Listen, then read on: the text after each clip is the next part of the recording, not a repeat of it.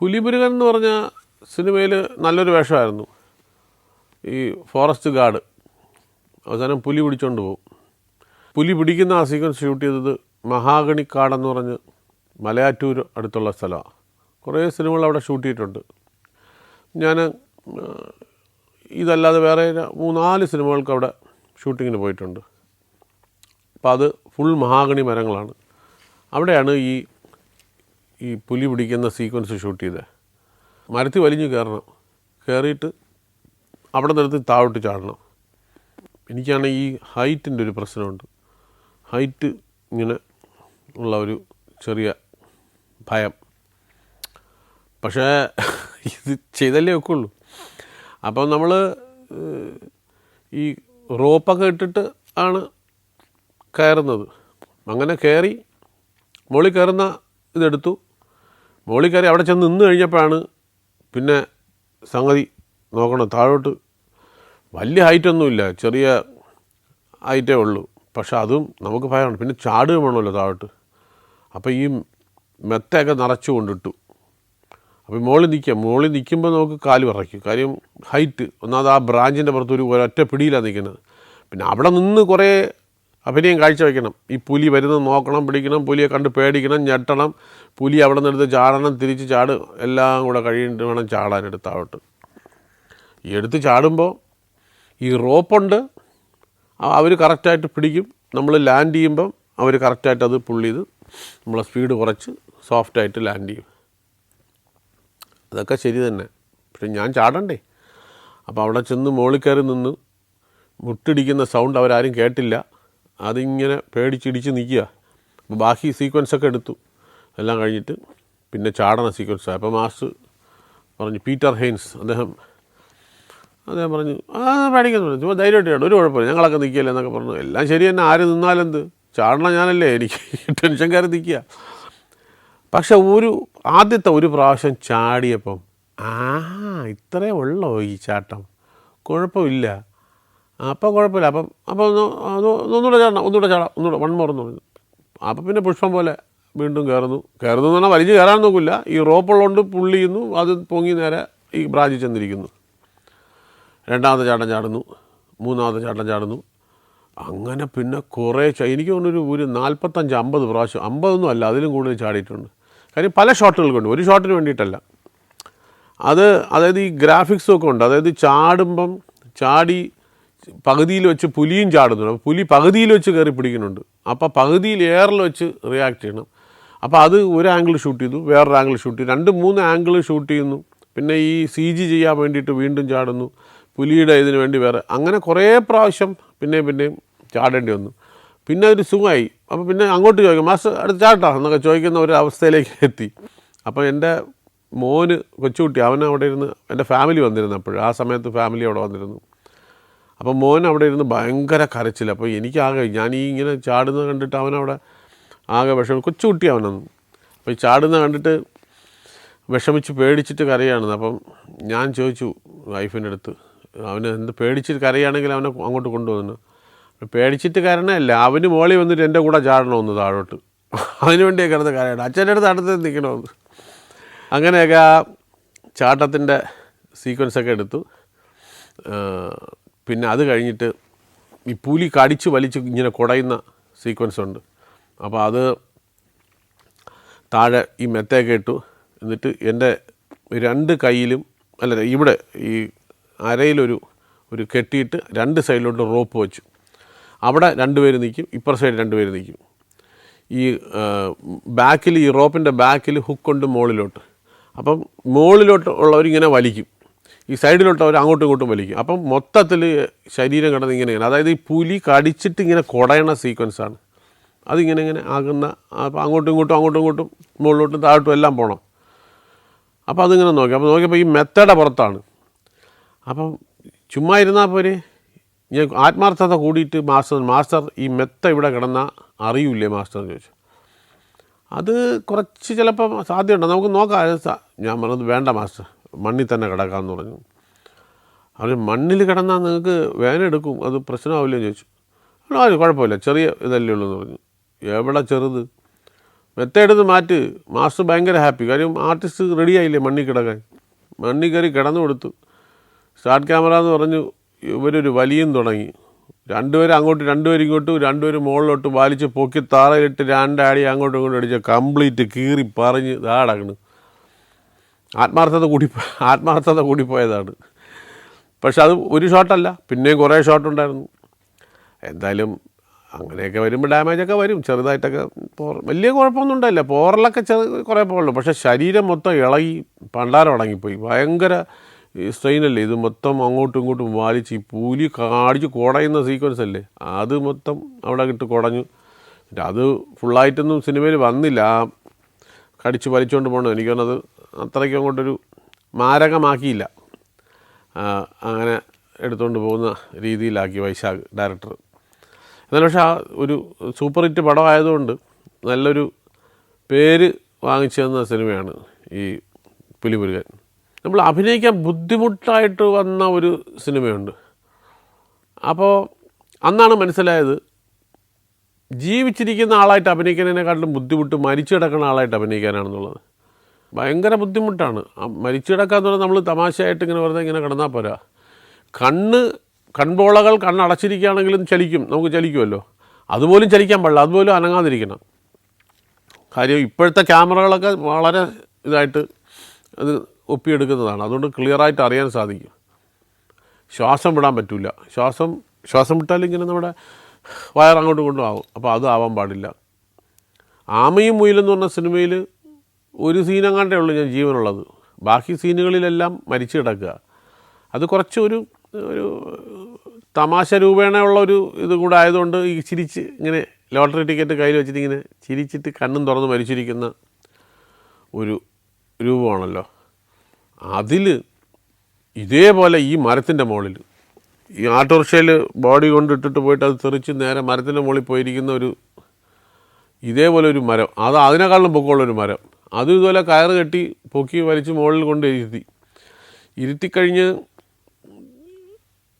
ഉച്ചയ്ക്ക് ബ്രേക്കായപ്പോഴത്തേക്ക് എൻ്റെ അടുത്ത് പ്രിയചേട്ടൻ പറഞ്ഞു, അദ്ദേഹമാണ് ഡയറക്ടർ, അദ്ദേഹം പറഞ്ഞു ഇറങ്ങി വന്നിട്ട് കഴിക്കും. ഞാൻ പറഞ്ഞു ഞാൻ വരണില്ല, ഈ ഇരിപ്പ് തന്നെ നിങ്ങളൊക്കെ കഴിച്ചോളി, ഞാൻ വരണില്ല, എനിക്ക് രണ്ടാമതൊരു കയറ്റം കയറാൻ എന്നെ കൊണ്ട് വയ്യ, പേടിയാണെന്ന് പറഞ്ഞു.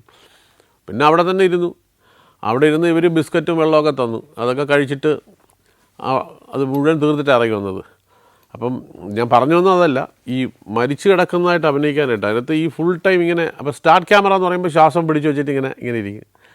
അപ്പോൾ ഈ ശ്വാസം വിടാൻ പറ്റില്ല. കട്ടെന്ന് പറയുന്ന സമയത്തേ നമുക്ക് ശ്വാസം വിടാവുള്ളൂ. അതിൽ തറയിൽ കിടക്കുന്ന ഒരു ഭാഗമുണ്ട്. ആ ഭാഗത്ത് ഈ കസേരയിൽ നിന്ന് വീണിട്ട് ഇങ്ങനെ മരിച്ചു കിടക്കുക. അപ്പോൾ വേണുചേട്ടനും ഇന്നസെൻ്റ് ചേട്ടനും ലളിത ചേച്ചി ഒരുപാട് ആർട്ടിസ്റ്റുകളുണ്ടല്ലോ. അപ്പോൾ അവർ നിന്ന് ഇങ്ങനെ സംസാരിക്കുക. അതൊരു ട്രോളി ഇട്ടിട്ട് അതിലൊരു ഷോട്ടാണ്. ആ ട്രോളി ഇങ്ങനെ ഓടി അങ്ങനെ തൂണിൻ്റെ പുറകെ കൂടെ അപ്പുറത്ത് വരും. നല്ല ലെങ്ത്തുള്ള ഷോട്ട്. ഞാൻ റിഹേഴ്സൽ നോക്കിയപ്പോൾ എനിക്ക് മനസ്സിലായി ശ്വാസം പിടിച്ചിരിക്കാക്കില്ല. കാര്യം എന്തായാലും അറിയാം. അപ്പോൾ ഞാൻ സിനിമാറ്റോഗ്രാഫർക്ക് ചോദിച്ചു, ഇത് അറിയുന്നുണ്ടോ എന്ന് ചോദിച്ചു. 100% അറിയുമെന്ന് പറഞ്ഞു. ടെൻഷനായി, ഇതെങ്ങനെ അഭിനയിക്കും. കാര്യം എനിക്ക് ശ്വാസം വിടാതെ ഒരു മാർഗ്ഗമില്ല.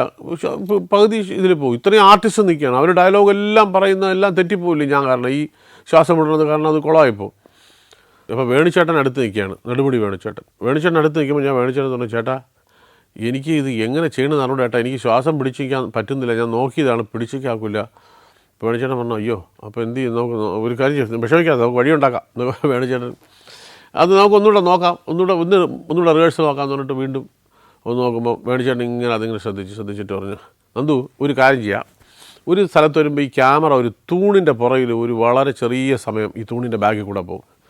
ഈ തൂണിൻ്റെ അവിടെ എത്തുമ്പോൾ ഞാൻ കറക്റ്റായിട്ട് ഞാൻ മൂളുമ്പോൾ നന്ദു ശ്വാസം പെട്ടെന്ന് പിടിച്ചു വിട്ടോളാം എന്ന് പറഞ്ഞു. അപ്പം ഞാൻ പറഞ്ഞു ശരി അങ്ങനെ ചെയ്യാൻ നോക്കാമെന്ന് പറഞ്ഞു. അപ്പോൾ ഒന്ന് നോക്കാമെന്ന് പറഞ്ഞിട്ട് കറക്റ്റായിട്ട് റിഹേഴ്സൽ നോക്കുന്നു. അപ്പോൾ എനിക്ക് നോക്കാക്കില്ലല്ലോ ഈ തൂണിൻ്റെ അവിടെ വരണം, ഞാനിങ്ങനെ മരിച്ചടക്കല്ലേ ഇങ്ങനെ. അപ്പോൾ അദ്ദേഹത്തിന് ഇത് കാണാം. അവിടെ വന്ന് വേണുചേട്ടൻ കറക്റ്റായിട്ട് മൂളി. അപ്പോൾ വീണ്ടും ശ്വാസം പിടിച്ചു, കറക്റ്റായിട്ട് വന്നു, രക്ഷപ്പെട്ടു. ഓക്കെ ടേക്ക് എടുക്കാമെന്ന് പറഞ്ഞു, എടുത്തു. ആരും അറിഞ്ഞില്ല. അത് വേണുചേട്ടൻ ഹെൽപ്പ് ചെയ്തുകൊണ്ട് കറക്റ്റായിട്ട് ആ ഷോട്ട് അഭിനയിക്കാൻ സാധിച്ചു. അതുപോലെ പിന്നെ പള്ളിയിലേക്ക് കൊണ്ടുപോകുന്ന സീക്വൻസ് ഉണ്ട്. അതിൽ കാലിങ്ങനെ ഇരിക്കും, മരിച്ചിടക്കണോണ്ട് അനക്കാക്കില്ല. അപ്പോൾ ഈ കൊണ്ടുപോകുമ്പോൾ അതിൻ്റെ ഫോഴ്സിൽ ഇങ്ങനെ ആടുന്നുണ്ട്. അങ്ങനെ ആടുന്ന മാത്രമല്ല, എനിക്ക് മസിൽ പിടിച്ചിട്ട് പിന്നെ ഇത് ഈ നമുക്ക് റെസ്റ്റ് ചെയ്യാൻ നോക്കുന്നില്ല, താഴോട്ട് വയ്ക്കാൻ ഒക്കില്ല. കാര്യം അത് ആ പൊസിഷനിൽ ഇങ്ങനെ ഇരിക്കുകയാണ്. ശരിക്കും ബുദ്ധിമുട്ടിയെന്ന് പറഞ്ഞാൽ വളരെയധികം ബുദ്ധിമുട്ട്. കാര്യം മരിച്ചഭിനയിക്കുക. അപ്പോൾ ഞാൻ ഒരുപാട് ആൾക്കാർ ഇതിനു മുമ്പ് മരിച്ചഭിനയിക്കുന്നത് നമ്മൾ കണ്ടിട്ടുണ്ട്. ശങ്കരാടി സാറ് അഭിനയിക്കുന്നത് കണ്ടിട്ടുണ്ട്. നമ്മൾ ഈ ബോഡി ഇങ്ങനെ എടുത്ത് വയ്ക്കുമ്പോൾ കണ്ണ് തുറന്നിരിക്കുകയാണ്. അടഞ്ഞിരിക്കുകയാണെങ്കിൽ അറിയില്ല. പക്ഷെ തുറന്നിരിക്കുമ്പോൾ നമ്മൾ വലതോട്ട് തിരിയുമ്പോൾ നമ്മളെ നാച്ചുറലായിട്ട് നമ്മൾ അങ്ങോട്ട് തിരിയുമ്പോൾ നമ്മുടെ കണ്ണിൻ്റെ പൊസിഷൻ വേറെ ആയിരിക്കും. നമ്മൾ ഇങ്ങനെ നോക്കില്ല. നമ്മൾ നോക്കുമ്പോൾ ആദ്യം അങ്ങനെ നോക്കിയിട്ട് തല തിരിയും. അതൊരു നാച്ചുറൽ പ്രോസസ്സാണ്. പക്ഷേ ഡെഡ് ബോഡിക്ക് അതല്ലല്ലോ. ഡെഡ് ബോഡി കണ്ണ് ഇങ്ങനെ തന്നെ ഇരിക്കുകയാണ്. അപ്പോൾ ഇങ്ങോട്ട് തിരിയണമെങ്കിൽ ഇങ്ങനെ തന്നെ തിരിയേണ്ടി വരും. അപ്പോൾ ഇവർ അങ്ങോട്ടും ഇങ്ങോട്ടും എടുത്ത് മാറ്റുന്ന സമയത്തല്ല ഇങ്ങനെ ഇരിക്കുകയില്ല, ഇത് ഇങ്ങനെ തന്നെ വേണം. അതൊക്കെ ഭയങ്കര ബുദ്ധിമുട്ടാണ്. പക്ഷേ എന്തോ ഈശ്വരാനുഗ്രഹം കൊണ്ട് ദൈവത്തെ പ്രാർത്ഥിച്ചുകൊണ്ട് ചെയ്യുന്നതാണല്ലോ. അതുകൊണ്ട് അതൊക്കെ കറക്റ്റായിട്ട് വന്നു എന്നുള്ളതാണ്. എന്നിട്ടും കാല് അനങ്ങിയതൊക്കെ ചില ആൾക്കാരൊക്കെ കണ്ടുപിടിച്ചു. കാല് വളരെ സൂക്ഷിച്ച് ശ്രദ്ധിച്ച് നോക്കിയാലേ കണ്ടുപിടിക്കാക്കുള്ളൂ. എന്നാലും അതൊക്കെ തെറ്റ് തന്നെയാണ്. നമ്മളെക്കൊണ്ട് പറ്റുന്നതിൻ്റെ അപ്പുറത്തേക്ക് എത്തുന്ന കാര്യങ്ങളാണ്. പെട്ടെന്ന് അറിയില്ല, അങ്ങനൊരു ഗുണമുണ്ട്. അങ്ങനെയൊക്കെ ഒന്ന്. അപ്പോൾ അതാണ് ഈ ജീവിച്ച് അഭിനയിക്കുന്നതിനേക്കാളും അഭിനയിക്കുന്നതെന്ന് പറയും. അഭിനയിച്ച് കേട്ടോ എന്ന് പറയില്ല, ഇത് മരിച്ചു തന്നെയാണ് അഭിനയിച്ചത്. അത്രയ്ക്കും ബുദ്ധിമുട്ടി എന്നുള്ളതാണ് സത്യം. ഇന്ത്യയിലെ 13 സംസ്ഥാനങ്ങളിലൂടെയുള്ള സഞ്ചാരം ഇപ്പോൾ പെൻഡ്രൈവിൽ ലഭിക്കുന്നു. ചരിത്രവും ഐതിഹ്യങ്ങളും യഥാർത്ഥ ജീവിതവും ഒത്തുചേരുന്ന ഇന്ത്യൻ കാഴ്ചകളുടെ ഈ അസുലഭ ശേഖരം സ്വന്തമാക്കാൻ 9954442222 എന്ന നമ്പറിലേക്ക് ഇന്ത്യ എന്ന് SMS ചെയ്യൂ. 2020 ഒരു മാരകമായ വർഷമായിരുന്നു അല്ലേ? കോവിഡ് മാർച്ച് 26 കണ്ടാണല്ലോ ലോക്ക്ഡൗൺ ആവുന്നത്. അപ്പോൾ ഒരു സിനിമയുടെ ഷൂട്ടിങ് നടക്കുകയായിരുന്നു മാർച്ച് 20 കോവിഡ് കൂടി വരികയാണ്. പല ഷൂട്ടിങ്ങുകളും നിന്നു. അപ്പോൾ ഈ ഷൂട്ടിങ്ങും നിൽക്കും എന്നുള്ളൊരവസ്ഥ വന്നു. ആ ഷൂട്ടിങ് നിന്നുപോയി. പിന്നെ അത് എന്നേക്കുമായി നിന്നു. പിന്നെ ആ ഷൂട്ടിങ് ആ പടം നടന്നേ ഇല്ല. അപ്പോൾ ലാസ്റ്റ് ഡേ 20 ഷൂട്ട് ചെയ്യുമ്പോൾ എനിക്ക് നല്ല പനിയുമൊക്കെ ആയപ്പോൾ അവർ പറഞ്ഞു ഇനിയിപ്പം നമുക്ക് ഈ സീനുമൊക്കെ ചേർത്ത് നമുക്ക് അടുത്ത ഷെഡ്യൂളിൽ എടുക്കാം എന്ന് പറഞ്ഞിട്ട് അവർ എറണാകുളത്തുനിന്ന് എനിക്ക് രാത്രിത്തെ ഞാൻ നേരത്തെ പറഞ്ഞ ആ ഫ്ലൈറ്റിൽ ടിക്കറ്റ് എടുത്ത് ഞാൻ രാത്രി തിരുവനന്തപുരത്തേക്ക് വന്നു. അങ്ങനെ തിരുവനന്തപുരത്തെത്തി 25 ആയപ്പോൾ ലോക്ക്ഡൗൺ, 26 ലോക്ക്ഡൗണായി. അപ്പോൾ ലോക്ക്ഡൗൺ ആവുന്ന സമയത്തും ഫോണിൽ സംസാരിച്ചത് നമ്മൾ ഒരാഴ്ച ലോക്ക്ഡൗൺ, അത് കഴിഞ്ഞ് 4-ാം തീയതി 5-ാം തീയതി ആകുമ്പോൾ ഷൂട്ടിങ് ചെയ്യാം എന്നുള്ള രീതിയിലാണ് സംസാരിച്ചത്. പക്ഷേ ലോക്ക്ഡൗൺ എത്ര നാൾ പോയെന്ന് എനിക്ക് തന്നെ അറിഞ്ഞൂടാ. ആ ഇരുന്ന എല്ലാവരുടെയും കൂട്ടത്തിൽ നമ്മളും ഇരുന്ന് വീട്ടിൽ. ആ ഇരിപ്പ് കൊണ്ട് കുറച്ച് നല്ല കാര്യങ്ങളുണ്ടായത്. ദിവസം രാവിലെ നടക്കാനൊക്കെ പോകുമായിരുന്നു. അതൊക്കെ വേറെ കാര്യം. കുറേ കുക്കിങ് പഠിച്ചു. എനിക്ക് വലിയ ഇഷ്ടമുള്ള കാര്യമായിരുന്നു. പക്ഷെ അതിന് വേണ്ടിയിട്ട് സമയം കണ്ടെത്തിയിട്ടില്ലായിരുന്നു. ചെറിയ ചില്ലറ രീതിയിലുള്ള പരിപാടികളുണ്ടായിരുന്നുള്ളൂ. പക്ഷെ ആ സമയത്ത് കുറേ യൂട്യൂബിൽ നോക്കിയൊക്കെ കുറേ നല്ല സാധനങ്ങൾ, അത് ഇന്ത്യൻ സാധനങ്ങളല്ല, കൂടുതൽ ഫ്രഞ്ച് ഡിഷസ്, പിന്നെ 1-2 ചൈനീസ് ഐറ്റംസ്, അങ്ങനെയൊക്കെ കുറേ സാധനങ്ങൾ പഠിച്ചു. അപ്പോൾ അത് ഞാൻ ചിലത് എടുത്ത് ഫേസ്ബുക്കിലിട്ട് അതിന് തെറിവിളി കെട്ടി. ഇവിടെ മനുഷ്യന് അരി വാങ്ങിക്കാൻ കാശില്ലാതെ കഷ്ടപ്പെടിക്കണം, നീ കുക്ക് ചെയ്ത് ഷോ കാണിക്കണമെന്ന് ചോദിച്ചുകൊണ്ട് ചിലരൊക്കെ ചീത്തയൊക്കെ വിളിച്ചു. അത് ഈ ഷോ കാണിക്കാൻ വേണ്ടിയിട്ടൊന്നുമല്ല, നമ്മളെ ചെറിയ രീതിയിലൊക്കെ ഉണ്ടാകുമല്ലോ. വലിയ വില കൂടിയ സാധനങ്ങളോ അങ്ങനത്തെ ഒന്നും അല്ലായിരുന്നു. നമുക്ക് അഫോർഡ് ചെയ്യാൻ പറ്റുന്ന ചെറിയ രീതിയിലുള്ളതായിരുന്നു.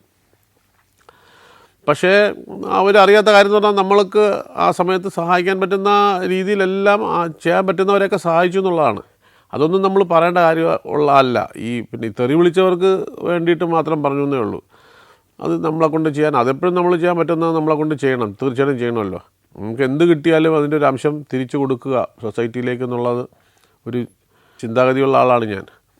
അങ്ങനെ ഒക്ടോബർ ആകുമ്പോഴാണ് എന്നെ ഈ ആരോമ മോഹൻ ചേട്ടൻ വിളിക്കുന്നത്.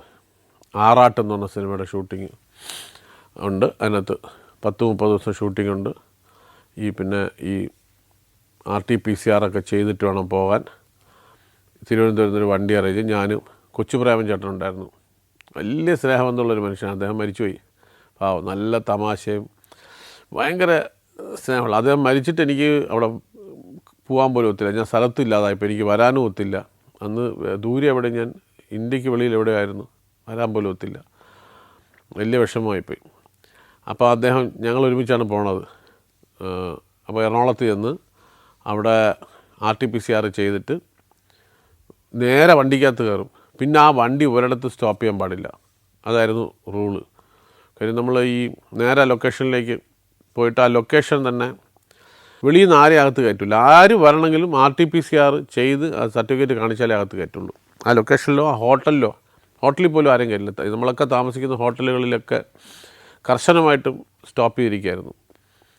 അപ്പോൾ കോവിഡിൻ്റെ ഇത് കഴിഞ്ഞെങ്കിലും എല്ലാം വണ്ടികളും കാര്യങ്ങളും എല്ലാം കുറവായിരുന്നു.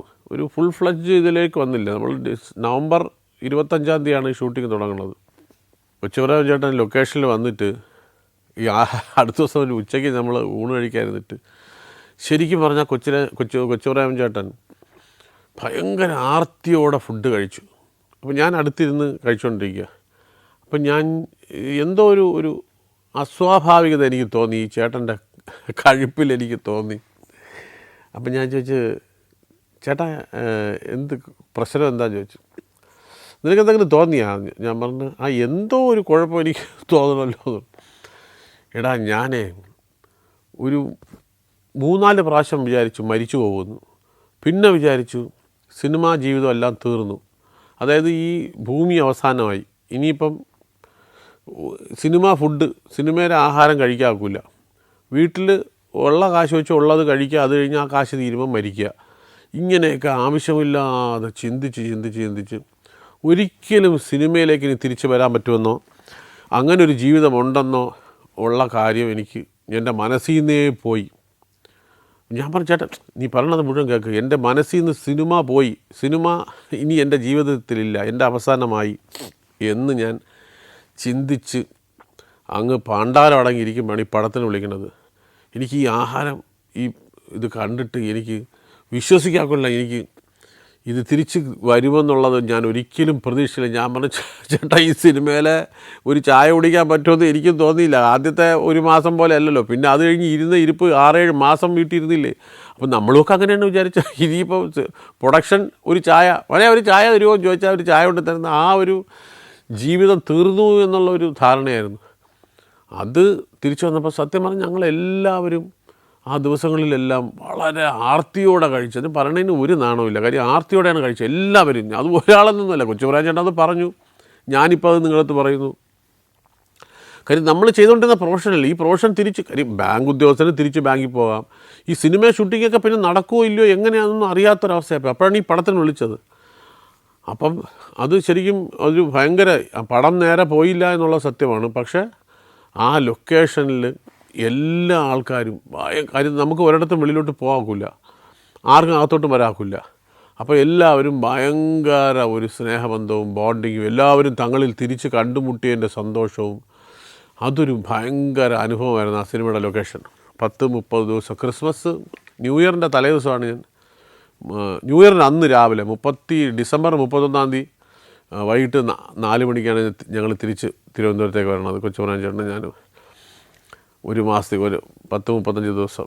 അതൊരു ജീവിതം തിരിച്ച് സിനിമാ ലോകത്തേക്കുള്ള 2ാമത്തെ വരവ്. എൻ്റേന്നല്ല, എല്ലാ ലോകത്തുള്ള എല്ലാവരുടെയും ഒരു 2ാം വരവ് പോലെയാണിരുന്നല്ലോ. ആ സമയത്ത് സാമ്പത്തികമായിട്ടും എല്ലാവരും ഞെരിഞ്ഞു, എല്ലാവർക്കും കഷ്ടപ്പാടായി, ഒരുപാട് ആൾക്കാർ മരിച്ചു. അത് കഴിഞ്ഞ് പിന്നെ വീണ്ടും അടുത്ത വർഷം പിന്നെയും കോവിഡ് വന്നിട്ട് പിന്നെയും ലോക്ക്ഡൗൺ വന്നല്ലോ. ആ ലോക്ക്ഡൗൺ സമയത്ത് അത് തീരുന്ന സമയത്താണ് മറ്റൊരു സിനിമ ഇതുപോലെ ഷൂട്ടിങ്. അത് ലാലേട്ടൻ്റെ സിനിമ 12th Man എന്ന് പറഞ്ഞ സിനിമയുടെ ഷൂട്ടിങ്. അത് ഇതുപോലെ ഒരു ലൊക്കേഷനിലേക്ക്, ഒരു റിസോർട്ടിനകത്ത് നടക്കുന്ന സംഭവമാണല്ലോ. അതങ്ങനെ ഞാൻ ഫാമിലിയെ കൊണ്ടാണ് പോയത്. അവിടെ ചെല്ലുമ്പം ഒരുപ്പെട്ട എല്ലാവരുടെയും ഫാമിലി ഉണ്ടായിരുന്നു കൂടെ. അപ്പോൾ ആ റിസോർട്ട് ഫുള്ള് നമ്മളെടുത്തിട്ട് 10-20-25 ദിവസം ഭയങ്കര സന്തോഷമായിരുന്നു. കാര്യം എല്ലാ ഫാമിലീസും ഉണ്ട്, നമ്മുടെ ഫാമിലി അവിടെ ഉണ്ട്. അതും ഇതുപോലെ RT-PCR ഒക്കെ ചെയ്തിട്ടാണ് പോയത്. അപ്പോൾ അവിടെ വേറെ ആരെയും വെളിയിൽ നിന്ന് ആരെയും കയറ്റുമൊന്നുമില്ലായിരുന്നു. അങ്ങനെ ആ സിനിമയുടെ ഷൂട്ടിങ്ങും ഭയങ്കര സന്തോഷം. കാര്യം അത് സ്വിമ്മിംഗ് പൂളും ഒക്കെ ഉള്ള ഒരു റിസോർട്ടാണ്. അപ്പോൾ ഈ ഫുള്ള് സിനിമാക്കാർ എല്ലാ കുറേ ആർട്ടിസ്റ്റ് ഉണ്ടായിരുന്നു. അതിനകത്ത് ആൾക്കാരെ അറിയാമല്ലോ, എത്ര പേർ, ഒരുപാട് പേരുണ്ടായിരുന്നല്ലോ. അപ്പോൾ ഒരു മാസത്തോളം എല്ലാം ഒരു കുടുംബം പോലെ ഭയങ്കര രസമായിരുന്നു. അപ്പം ഈ കോവിഡ് കാലം നമ്മളെ ഒരുപാട് പുറകോട്ട് വലിക്കുകയും വിഷമിപ്പിക്കുകയും ഒക്കെ ചെയ്തെങ്കിലും ഇങ്ങനത്തെ കുറച്ച് സംഭവങ്ങളുണ്ടായി നമുക്ക് മനസ്സിനൊരു ബാലൻസിങ്, വിഷമം മാത്രമല്ല സന്തോഷവും തരുന്ന കുറേ സംഭവങ്ങളുണ്ടായി എന്നുള്ളതാണ്. ചരിത്രം എന്ന് പറഞ്ഞ സിനിമയുടെ ഷൂട്ടിംഗ് നടക്കുമ്പോൾ പാട്ടെടുക്കുന്ന സമയത്ത് ഈ ഡാൻസ് റഹ്മാൻ ആണ് അതിനകത്ത് മെയിൻ. മമുക ആണ് പ്രധാന വേഷം. റഹ്മാനും ഒരു ഹീറോ ആണ്. റഹ്മാൻ്റെ സുഹൃത്തുക്കളായിട്ടാണ് ഒരു സുഹൃത്താണ് ഞാൻ. അപ്പം അതിനുവേണ്ടി അന്ന് ബ്രേക്ക് ഡാൻസൊക്കെ പഠിക്കുകയൊക്കെ ചെയ്തു ആ സിനിമയ്ക്ക് വേണ്ടി. അങ്ങനെ സോങ് എടുത്തുകൊണ്ടിരിക്കുമ്പോൾ ചെന്നൈയിൽ രാത്രി ഫുൾ നൈറ്റ് സോങ് എടുക്കുക. അപ്പം നമ്മളിങ്ങനെ എല്ലാവരും ഇങ്ങനെ വന്നിങ്ങനെ വീഴുന്നത് പോലെയുള്ള എന്നിട്ട് ചാടി ഇങ്ങനെ പോകണം. ഈ ചാടുന്ന കൂട്ടത്തിൽ ഈ റഹ്മാൻ്റെ കാല് വന്ന് എൻ്റെ തലയിലടിച്ചു. നമ്മളാ തുടക്കക്കാരനാണ്. അപ്പം എൻ്റെ ടൈമിങ് തെറ്റിയതാണെന്ന് തോന്നുന്നു, ആയിരിക്കണം. അദ്ദേഹത്തിന് ടൈമിങ് തെറ്റില്ല. കാര്യം അദ്ദേഹം അപ്പോഴത്തേക്കും വളരെ എന്താ പറയുക, തഴക്കവും പഴക്കവും ചെന്ന ഒരു നടനാണ് അദ്ദേഹം ആ സമയത്ത് തന്നെ. അപ്പം ഞാൻ എൻ്റെ ബാലൻസ് വെച്ചിട്ട് എൻ്റെ ഈ താടി വന്ന് ഒരു ഒറ്റ ഇടി തറയിൽ ഇടിച്ചിട്ട് ഇവിടെ പൊട്ടിയിട്ട് ഈ ഫുൾ നൈറ്റ് നമ്മൾ ഡാൻസ് ചെയ്തുകൊണ്ടിരിക്കണം. അപ്പോൾ വേർത്ത് ബോഡി ഹീറ്റ് വളരെ കൂടുതലായിട്ട് നിൽക്കുക. ഇത് 2-2.5 മണിക്ക് കണ്ടാണ് ഈ ചോര ഇങ്ങനെ ഭയങ്കര കുടുകൂടാന്നിങ്ങനെ. പക്ഷെ എനിക്ക് വേദന ആ ഇടിച്ചപ്പോൾ മാത്രമേ വേദന എടുത്തുള്ളൂ. പക്ഷെ പിന്നെ വേദന എടുത്തു. കാര്യം എന്ന് പറഞ്ഞാൽ ബോഡി ഹീറ്റ് അത്രയും കൂടി നിൽക്കുന്നുണ്ട്. അപ്പോൾ തന്നെ ക്യാമറാമാൻ എന്ന് പറയുന്നത് വില്ലിയേട്ടനായിരുന്നു. അദ്ദേഹം ഉടൻ തന്നെ സ്റ്റോപ്പ് ചെയ്തിട്ട് അദ്ദേഹം തന്നെ എന്നെ വിളിച്ച് വന്ന് ഒരു കാറെടുക്കാൻ പറഞ്ഞെടുത്ത് അദ്ദേഹം തന്നെ എന്നെ കൊണ്ട് ചെന്നൈയിൽ, അദ്ദേഹത്തിന് അറിയാമായിരുന്നു ഏത് ഹോസ്പിറ്റൽ അടുത്തുണ്ടെന്നുള്ളത്. അങ്ങനെ ആ ഹോസ്പിറ്റലിൽ പോയി. അപ്പോൾ അവർ സ്റ്റിച്ചിടാൻ ഞാൻ പറഞ്ഞു സ്റ്റിച്ചൊന്നും ഇടണ്ടെന്ന് പറഞ്ഞു. സ്റ്റിച്ചൊന്നും ഇട്ടില്ല. അവർ പറഞ്ഞു സ്റ്റിച്ചിട്ടില്ലേ പാട് കാണുമെന്ന് പറഞ്ഞു, ജീവിതകാലം മുഴുവൻ പാട് കാണുമെന്ന് പറഞ്ഞു. ഞാൻ പറഞ്ഞു എന്നാലും സാരമില്ല, ഇവിടെയല്ലേ ഇരിക്കുന്നത്, ഇവിടെ മുഖത്തല്ല, ഇവിടെ ഒന്നും അല്ലല്ലോ, അതവിടെ ഇരുന്നോട്ടെന്ന് പറഞ്ഞു. എനിക്ക് വേദന വരുമെന്നുള്ള ഒരു ഭയം കൊണ്ടായിരിക്കാം. അപ്പോൾ പറഞ്ഞു ചെയ്യും. പക്ഷേ പാടൊക്കെ പോയി, അതൊന്നും ഇപ്പോൾ ഒന്നുമില്ല. അതാണ് ആദ്യമായിട്ട് ഷൂട്ടിങ്ങിനിടയിൽ ഒരു അപകടം പറ്റി ചോര കണ്ടത്. ഇത് നിസ്സാര കാര്യമാണ്. ഇത് കാണുന്ന പലരും ഇത് എന്തോന്നിടേ നിസ്സാര കാര്യം, ഇതിനെക്കാട്ടിലും ഒരുപാട് മാരകമായ ആക്സിഡൻറ്റ്സ് ഉണ്ടായിട്ടുള്ള അവസ്ഥകളുണ്ട്. എത്രയോ പേര്, ഇപ്പോൾ തന്നെ എത്രയോ പേര്, ആസിഫ് അലിക്ക് കാലിലൊടിവുണ്ടായി. പിന്നെ ആർക്കൊക്കെയോ ഈ അടുത്ത കാലത്ത് ഒടിയുകയും ഒക്കെ ചെയ്ത സംഭവങ്ങളുണ്ടായിട്ടുണ്ട്. ഒരുപാട് പേർക്ക് അനുഭവം ഉണ്ടായിട്ടുണ്ട്. ഇപ്പോൾ ലാലേട്ടൻ തന്നെ പറഞ്ഞിട്ടുണ്ട്. ലാലേട്ടൻ ഇതുപോലെ ഈ മരമടി എന്ന് പറഞ്ഞ അത് ഏതോ ഒരു സിനിമയ്ക്ക് വേണ്ടി ചെയ്യുമ്പോൾ എവിടെയോ കയറി ഇടിച്ചിട്ട് കാല് മുറിഞ്ഞു. പിന്നെ ബുള്ളറ്റ് ഓടിക്കുന്ന സമയത്ത് ബുള്ളറ്റ് സൈഡിൽ എവിടെയോ ഞാൻ തട്ടിയിട്ട് കീറിപ്പോയി, കാലിൻ്റെ 2 വിരൽ ഇങ്ങനെ വിണ്ട് കീറിപ്പോയി, അത്രയ്ക്കും ഡീപ്പായിട്ട് മുറിഞ്ഞു. ലാലേട്ടനൊക്കെ ഒരുപാട് അപകടങ്ങളിൽ നിന്ന് രക്ഷപ്പെട്ടു. ഇതുപോലെ മുറിവുകളും ഇപ്പോൾ അതിനകത്ത് ഈ എലമെൻ്റ് ഓഫ് റിസ്ക് കൂടുതലാണ്. ഇതുപോലത്തെ ഷോട്ടുകൾ എടുക്കുമ്പോൾ എലമെൻ്റ് ഓഫ് റിസ്ക് കൂടുതലാണ്. അപ്പോൾ അത് അദ്ദേഹത്തിൻ്റെ കുറേ അനുഭവം പറഞ്ഞിട്ടുണ്ട്. വേറെ സിനിമയ്ക്ക് വേണ്ടിയിട്ട് തൂങ്ങി വന്ന ആനയുടെ മസ്തകത്തിൽ ചവിട്ടി നിൽക്കുന്ന സീക്വൻസ് എടുത്ത് കറക്റ്റ് ഈ വന്നതും ആന കറക്റ്റായിട്ട് ഇങ്ങനെ തല പൊക്കി കൊടുത്താൽ കൊമ്പാണ് നേരെ നിൽക്കുന്നത്. ഇങ്ങനെ തല മര്യാദയ്ക്ക് നിൽക്കുകയാണെങ്കിൽ കൊമ്പ് താഴോട്ടായിരിക്കും. പക്ഷേ ഇദ്ദേഹം ഇങ്ങനെ തൂങ്ങി വരുമ്പോൾ ഈ കറക്റ്റായിട്ട് ഈ ആന പൊങ്ങിയപ്പോൾ ഈ കൊമ്പ് രണ്ടും ഇങ്ങനെയായി. അദ്ദേഹം അത് വളരെ വിദഗ്ധമായിട്ട് അദ്ദേഹം അതിനിടയിൽ കൂടെ വന്ന് ചാടി മാറിയതുകൊണ്ട് രക്ഷപ്പെട്ടു എന്ന് പറഞ്ഞു. അപ്പോൾ അതൊക്കെ എന്തുമാത്രം റിസ്ക്കുള്ള ഷോട്ടുകളാണെന്നുള്ളതാണ്. സ്ഫടികത്തിനകത്ത് ജീപ്പ് വരുമ്പോൾ ചാടി മാറുന്നത്, ഇതെല്ലാം ഭയങ്കര റിസ്ക്കുകൾ തന്നെയാണ്.